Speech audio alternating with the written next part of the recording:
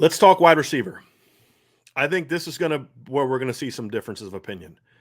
And I'm explain what I gave the receiver grade, why I gave the receiver grade I did. I gave a B minus. I think you can make a case that it should be a C plus. I would accept that argument. And when I say accept that argument, meaning not that I changed my mind because my grade is my grade, but it's one of those things where I'm not going to argue with you. Here's why. Okay. You've got to look at it for what the class was. What was the class? It was a class that needed 3 receivers. Okay. Flat out, you needed 3 receivers. You got one right now. That's a big miss. Big miss. You fell short of your numbers. Now it's not an F because they still got one.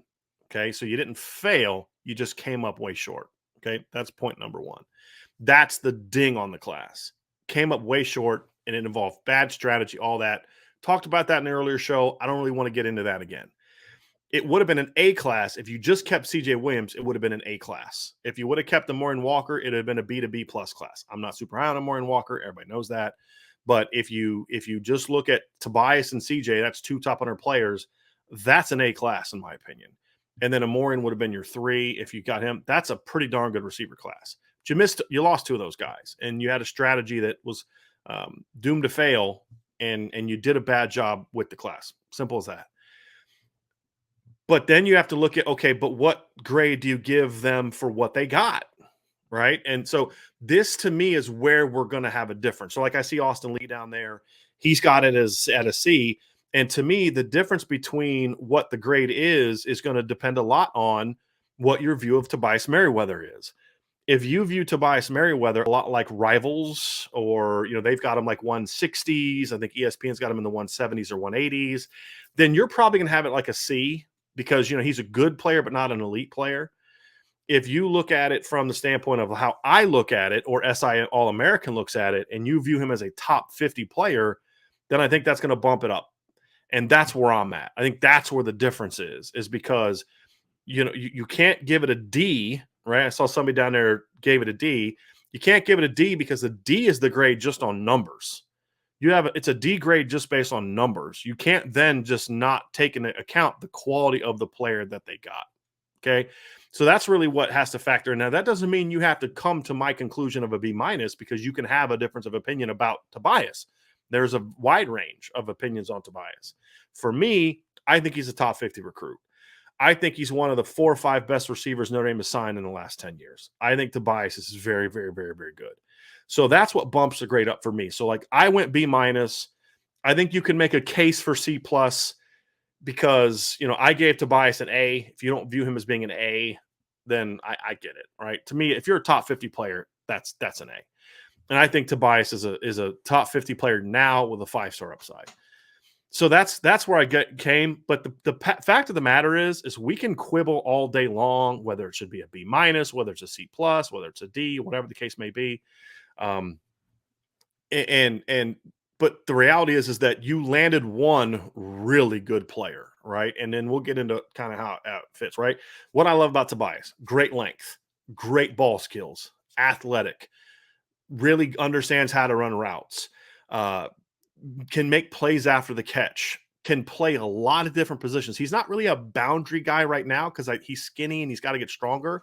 He can play some in the boundary, just not maybe 40, 50 snaps a game. He eventually could get there. He can play the slot. He has a really good feel for getting open. He can play outside. He's a guy that can stretch the field. He's got really good long speed. He's got to work on his get off. His get off is a little choppy.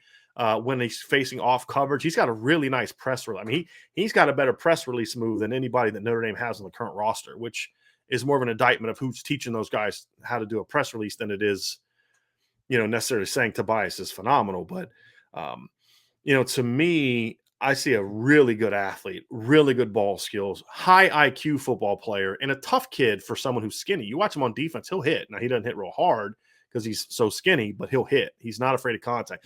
We didn't see a ton of this as a junior, but on his senior film, there's plays where he's making catches over the middle with 3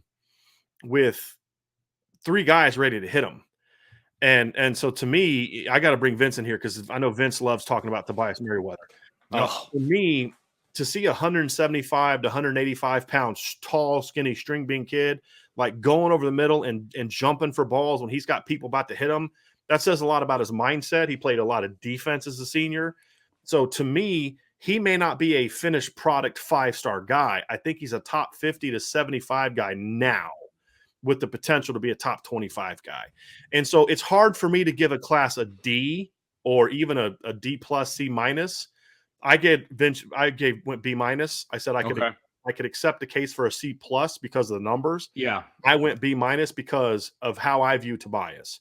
When you sign, in my opinion, a top 50 player, you can be upset about the numbers, and we'll get into that in a second, but you can't just dismiss the fact that you just added a really, really, really good football player to your roster. Well, and he's the reason. I mean, the way you and I both view him is why the grade is as high as it is. It's an emotional grade for me would be like a C plus because of everything that went down over the last week. And it's not just that and I think you probably, I'm sure you covered this either this afternoon or earlier in this one. It's not just the fact that they lost those guys, because you're going to lose guys, right? CJ Williams clearly wanted to stay on the West Coast, and Amarion Walker has been flirting with Michigan. I mean, my goodness gracious, if this was a marriage, they should have been divorced a long time ago. You know what I mean? Like, Notre Dame should have cut them loose, in my opinion, and they never did. And this is what happens: a signing day flip. And so I'm emotionally, you're muted. It's embarrassing. It is what it is. And Notre Dame should have taken the bull by the horns on your face. Exactly. And just said, look, we're good here. You're done. You clearly don't want to be here. You've gone to Michigan more times than you've come to Notre Dame in the last 6 months. You clearly want to be there. Peace be with you. That's great. But we're going to go look elsewhere.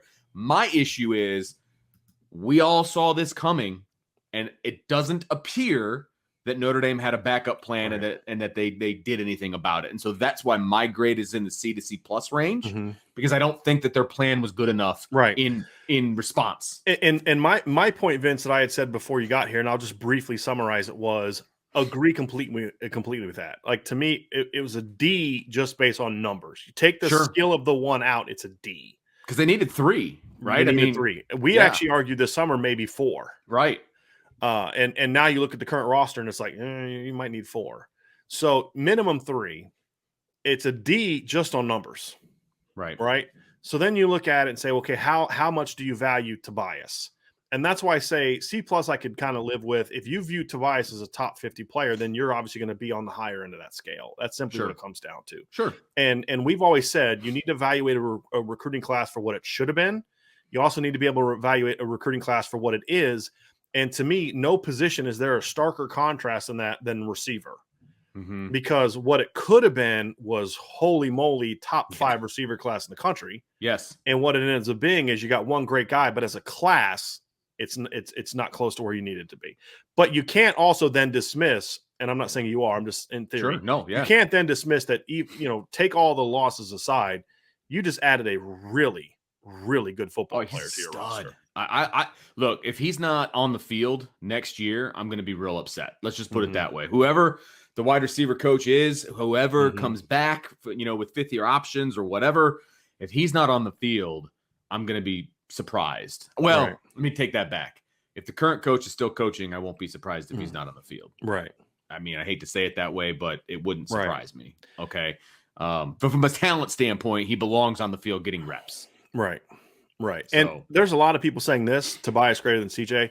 What I don't want us to do is kind of be like, well, CJ's not that good anymore. CJ's still a good football player. He is. Vince and I both have always had Tobias ahead of CJ. Now, they're both top 100 players, but I viewed CJ as sort of like that 80 to 110 range. And I view 75 to 110 range. And I view Tobias as a top 50 guy. At worst, 50 to 75. I have him more personally just I said earlier, like 50 to 75. For me, I think he's probably closer to the 40, 50 range, 35 to 50 range, just because he's so skinny. His upside is that of a top 20 player, in my opinion. So, yeah, we always thought that Tobias was better, but it doesn't mean, Colin, I did. Tobias, when he committed, was my number 1 player on the offensive stat class. He's been my number 1, not just number 1 receiver. He's my number 1 offensive player, period. Right. But I had CJ in the top 4. I like CJ. I think CJ's a top 100 player. So Look, it hurts. We've said this. We are not that show, right? We're not that show that when a kid goes somewhere else, well, he sucked anyway. The only guy we've said that about is Amorian Walker. Not that he sucked, but they weren't that good. But we said that when he committed. But we were down on him a long time ago. We're not going to change our stance because the kid's not going to Notre Dame. But the point being, you got a really good football player. Now you have to figure out, as a coaching staff, you can be excited about Tobias, but then you got to figure out, like, hey, we can't have this anymore. Right? This needs to get fixed. However, it's going to get fixed. And not only does the recruiting end need to be fixed, but then also the transfers out of that room need to be fixed. Like it's a double-edged sword. I know that's not what we're talking about here, but I'm just throwing that out there. But